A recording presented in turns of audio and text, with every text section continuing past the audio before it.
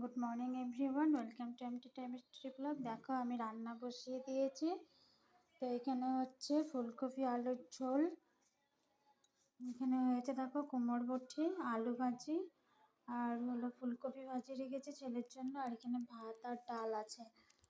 তো এখন কিন্তু কার্তিক মাস চলছে, দামোদর মাস, তাই আমরা নিরামিষ খাচ্ছি, এবার থেকেই প্রথম খাচ্ছি। তো আমার কিন্তু স্নান আর পুজো হয়ে গিয়েছে, সকালে উঠে স্নান করে পুজোটা দিয়ে ফেলেছি। দেখো ফ্রেন্ডস, ব্রেডটা এনেছিল কবে জানি, পরশু দিন। তো আমি ভেবেছি দুটো রেখে দিয়েছিলাম, ছেলে খাবে। ইঁদুরে খেয়ে দেখো কি করেছে, ইঁদুরে খেয়েছে। দেখো এটা কি খাওয়া যাবে? দেখো প্লাস্টিকটাকে কিভাবে কেটেছে, দেখো দেখো প্লাস্টিকটাকে কেটেছে কিভাবে। ও ফ্রেন্ডস, তোমাদেরকে তো আরেকটা কথা বলতেই ভুলে গিয়েছি। দেখো আজ অনেক দিন বাদ রোদ উঠেছে, দেখেছো এখানে রোদের সেটা পড়েছে।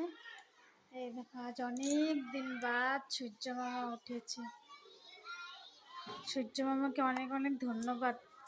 কিচ্ছু জামা কাপড় শুকায়নি একদিন, আজকে শুকিয়ে যাবে। তো ফ্রেন্ডস দেখো, আজকেও বার্থডে ছিল মালিকের, মানে কাল সেদিন খেয়েছিলাম বড় ছেলের, আজকে হলো ছেলের বোর। দেখো এখানে পায়েস দিয়েছে, বুন্দিয়া ভুজিয়া, কেক আর চাটা আমি ঘরে বানিয়েছি, আমি ওখানে খাই নাই, নিয়ে এসেছি। তো দেখো আমার ছেলেও নিয়ে এসেছে, ও মাত্র ক্রিকেট একাডেমি থেকে আসলো, তো আমরা খেয়ে নিই।